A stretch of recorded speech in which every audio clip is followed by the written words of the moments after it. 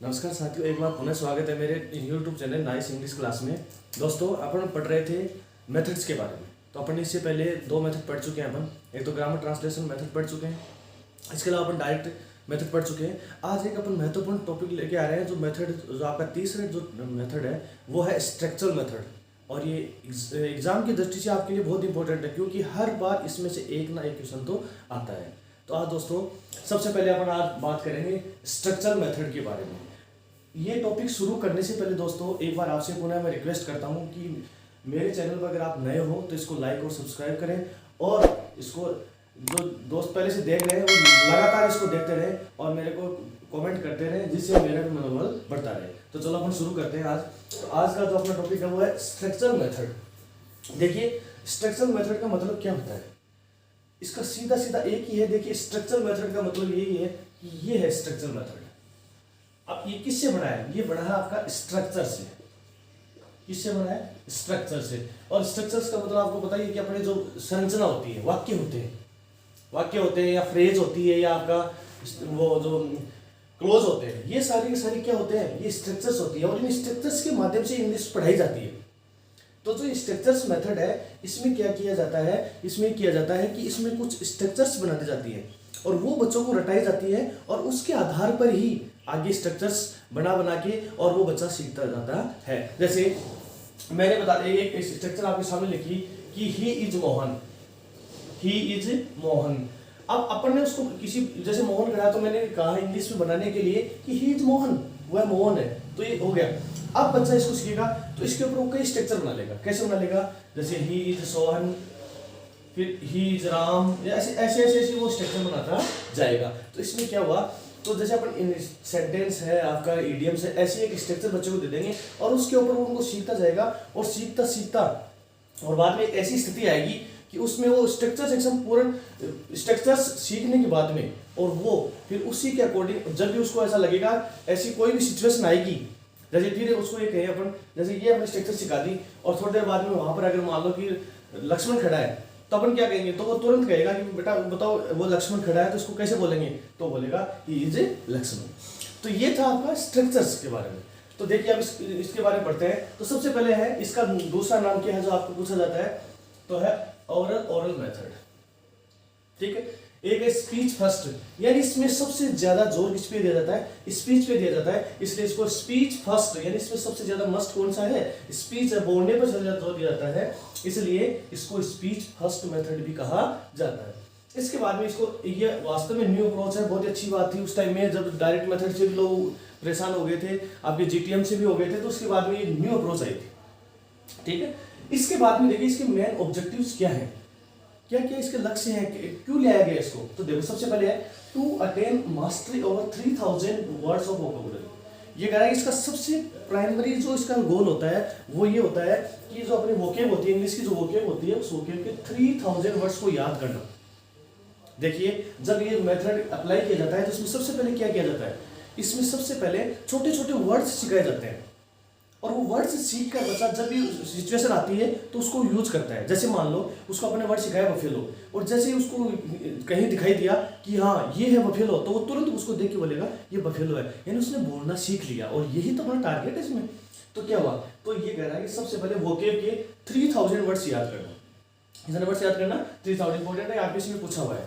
इसके अलावा to teach LSRW, यानी जो अपनी जो स्किल्स होती हैं लैंग्वेज की, लिसनिंग, स्पीकिंग और रीडिंग और राइटिंग, लेकिन ये चारों पर जोर देता है, लेकिन सबसे ज्यादा जोर किस पे देता है? स्पीकिंग पे देता है। इसका मेन मस्ट ये है कि बच्चे को बोलना आना चाहिए, लिखना इतना जरूरी नहीं है, उसको इतना बोलना आना चाहिए। इसके बाद में drill through repetition of about 275 graded structure, और ऐसी स्ट्रक्चर जो मैंने आपको बताया था अभी, जैसे he is Mohan is on या दे आर प्लेइंग, ऐसी जो स्ट्रक्चर्स होती हैं वो कितनी, सबसे पहले उसको बेसिक में 275 जो स्ट्रक्चर्स है उनका ज्ञान होना चाहिए। इन 275 के आधार पर 275 के आधार पर वो बहुत सी स्ट्रक्चर्स बना सकता है और अपनी जो टारगेट लैंग्वेज है उसको बोल सकता है। तो ये इसका एक मेन ऑब्जेक्टिव है। इसके बाद में देखिए, अब देखो स्ट्रक्चर कैसी कैसी हो सकती है, अभी मैंने आपको बता चुका हूँ पहले में। सबसे पहले आता है सेंटेंस के रूप में हो सकती है। सेंटेंस के रूप, जैसे अभी ये सेंटेंस के रूप में था, फॉर्मूला क्या हो सकता है? जैसे गो, सीधा सीधा है गो। ठीक है। इसके बाद फ्रेज हो सकती है, कैसे इन द गार्डन, जैसे अपने बना दिया इन द गार्डन, तो अब वो कहीं भी होगा, in the room, in the school, in the playground, कोई भी ऐसी वो एक बार आपने सिखा दी तो इसके हिसाब से वो बना सकता है। समझ में आ गया। ऐसे अपने जो इडियम्स और फ्रेजेस चलती हैं ये वाली, तो इसमें मेन ऑब्जेक्टिव ये था कि पहला तो ये 3000 वर्ड्स का एलएस आर्टिकल में सबसे ज्यादा स्पीकिंग के ऊपर, उसके बाद 275 आपकी ग्रेडेड स्ट्रक्चर्स, और उसके बाद में ये जो इसकी सेंटेंस कैसे, इसके जो स्ट्रक्चर्स कैसी कैसी हो सकती है, वो सेंटेंस हो सकती है, फॉर्मूले हो सकते हैं, फ्रेज हो सकता है और इडियम हो सकता है। अब देखिए कोई भी मेथड होता है उसका एक तो क्या होता है, मेरिट्स होती है और एक डीमेरिट्स होती है। तो अब इसकी देखेंगे अपन मेरिट्स कि ये जो स्ट्रक्चर मेथड है इसके फायदे क्या हुए। तो अभी देखो सबसे पहले क्या है इसके अंदर कि importance is given to speech. मैं आपको पहले ही बता चुका हूँ ये चीज कि इसमें सबसे ज्यादा इंपॉर्टेंट किसको दिया जाता है, इसमें स्पीच को दिया जाता है। इसमें आपकी रीडिंग राइटिंग वो नहीं, इसमें सबसे पहले क्या स्ट्रक्चर्स बताई जाती है और बच्चा उनको बार बार सीखता है और सीखने के बाद में बोलना सीखता है। सबसे पहले क्या करता है, उनको बोलता है। तो इसका सबसे इंपॉर्टेंट क्या है कि स्पीच को एकदम सही बोलने पर इस पर जोर दिया जाता है। दूसरा देखो format language habit is stress. देखो क्या होता है इसमें हैबिट फॉर्मेशन, हैबिट मतलब आदत, ये मानते हैं कि एक बच्चे को आप इतनी स्ट्रक्चर से एक बार रटा दोगे और उनको बार बार वो रिवाइज करेगा तो उसकी हैबिट बन जाएगी, और वो हैबिट बनते ही और वो बच्चा बार बार सीख जाएगा। जैसे अपने क्या होता है, अपन जैसे एक बच्चा है वो अगर इसको अंगूठे को अपन उसको बार बार मुंह में देते हैं तो एक बार क्या होता है लास्ट टाइम उस अंगूठे को चूसने लग जाता है, तो उसकी आदत बन जाती है। तो यही बात उसकी है कि जब उस बच्चे को आप बार बार ऐसी स्ट्रक्चर्स रटाओगे तो उसके बाद उसके दिमाग में बैठ जाएगा और वो क्या होगा, उसकी एक हैबिट बन जाएगी और उसको बार बार वो दोहराएगा। तो ये बहुत ही अच्छी बात थी। आगे देखो language thought in meaningful situation.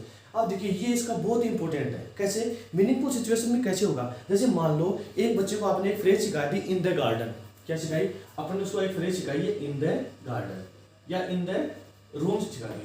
अब देखिए आपने एक सिचुएशन दी, क्या दी कि आपने जो पेन है उसको, मेरा हाथ है, ये हाथ है, इस मार्कर को मैंने नीचे छुपा दिया।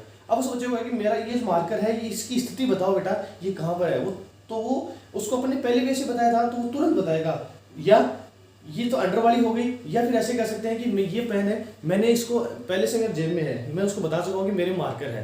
अब इस मार्कर को ये बता कि इस मार्कर का मेरे पॉकेट के अंदर है, तो इसकी कैसे इसको तो बताएगा, तो वो तुरंत बताएगा sir your the marker is in the pocket. तो ये इन द वाली सिखाई अपन, ये वाली जो फ्रेज सिखाई इसको थोड़ा सा उसने चेंज कर दिया। तो ये कह रहा है कि ऐसी सिचुएशन आप क्रिएट करो जिससे, और इन स्ट्रक्चर्स के आधार पर पहले ऐसी स्ट्रक्चर आप उसको सिखा दो और उसके बाद में एक सिचुएशन क्रिएट कर दो, एक उसको बताओ या कोई भी एक एग्जांपल दे दो और उसको पूछो कि इसमें सेम उसको अप्लाई करना है, तो बच्चा सेम उसको अप्लाई कर देगा और धीरे धीरे उसकी एक आदत बन जाएगी। तो ये इसलिए ये सबसे इंपॉर्टेंट ये है कि मीनिंगफुल सिचुएशन में सिखाना। इसके बाद में it provides opportunity for expression, ये सबसे इंपॉर्टेंट है। देखो बाकी जो उसमें बच्चा इतना पेशिव नहीं रहता, इसमें तो पूरा उसमें तो पेशिव रहता है और इसमें पूरा ही एक्टिव रहता है, क्योंकि सारा काम करना वो बच्चे को करना। टीचर मात्र है कि उसको स्ट्रक्चर सिखाएगा, स्ट्रक्चर सिखाने के बाद सारा काम करना किसको है, उस स्टूडेंट को करना है, स्टूडेंट को करना है। इसलिए सबसे ज़्यादा उसको अभिव्यक्ति, उसको अपना विचार प्रकट करने की यहाँ पर और उसको सबसे ज़्यादा स्वतंत्रता मिलती है। इसके बाद it develops mastery and confidence among students. अगर एक बच्चा बार बार उसको सीख जाता है और उसको सही होता है तो इस बच्चे में ऑटोमेटिकली क्या आ जाता है, कॉन्फिडेंस आ जाता है। तो ये भी इसका एक अच्छी बात है। इसके बाद due to oral drilling master remain stable in mind. मैंने अभी बताया था कि बार बार अगर अपन कोई भी बात करते हैं तो अपने दिमाग में स्थायी हो जाती है वो। और इस स्ट्रक्चरल मेथड की सबसे अच्छी बात है कि ये, जैसे मान लो मैंने कहा कि he is Ram, he is Mohan, he is Soman, ऐसे बहुत सी स्ट्रक्चर्स मैंने रट ली, तो लास्ट में मुझे जब भी ऐसा होगा तो मेरे दिमाग में एकदम फिट बैठ जाएगा। इसके बाद में देखिए आप ये यहाँ तक हो गया अपना, it enables students to speak English correctly. और सबसे ज्यादा है कि अगर ये स्ट्रक्चर अपन सही सही बता रहे हैं तो बच्चा ऑटोमेटिकली क्या होगा, उस इंग्लिश को एकदम सही बोलना सीख जाएगा। और देखो बाकी में किसमें आप पहले वाले में वर्ड आया था जीटीएम में, फिर डायरेक्ट में क्या आई थी, सेंटेंस आई थी, और इसमें यूनिट ऑफ टीचिंग क्या होती है, स्ट्रक्चर होती है। जो पैटर्न होता है, जो सेंटेंस पैटर्न या फ्रेज पैटर्न, जो स्ट्रक्चर्स होती हैं वो इसकी क्या होती है, पढ़ाने का एक यूनिट होती है। तो ये थी इसकी मेरिट्स। अब अगर मेरिट्स होती है तो डीमेरिट्स भी होंगी।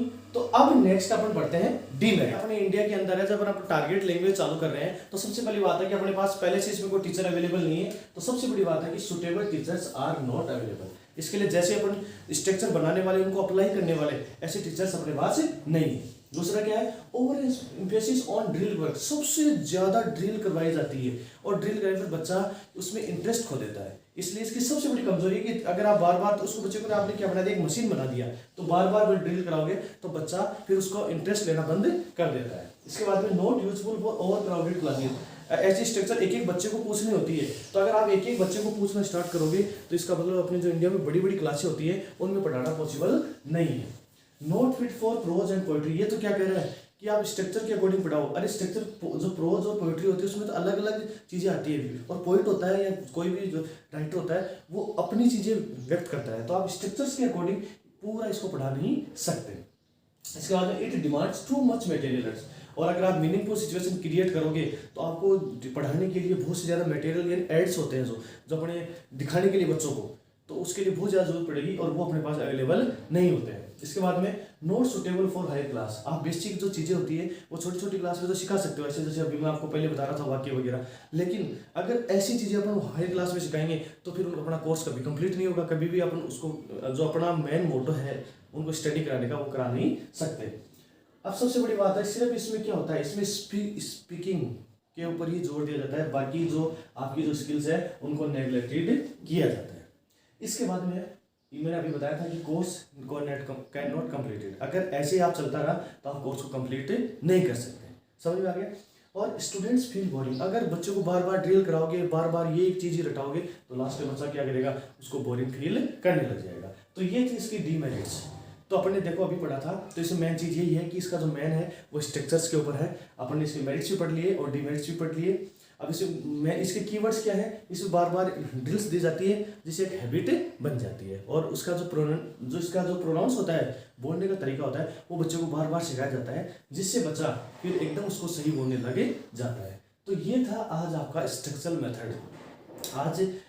तो इसको एक बार अच्छी तरह इस क्लास को देख लें, इस जैसे ही आप इसको पढ़ लें उसके बाद में अगले इसकी जो मैं क्लास लेके आ रहा हूँ इसके क्वेश्चंस होंगे जो पीछे वाले एग्जाम्स में आए हुए ना, वो क्वेश्चंस अपन लेके आएंगे, और इसको पढ़ने के बाद में आप सोल्व करना। ये इसको समझ लोगे तो उसके बाद में आपको उनको सोल्व करने में कोई दिक्कत नहीं होगी। तो दोस्तों आज के इस वीडियो में इतना ही, और एक बार पुनः मेरा आपसे निवेदन है कि मेरे चैनल को लाइक करें, सब्सक्राइब करें। इसी के साथ जय हिंद, जय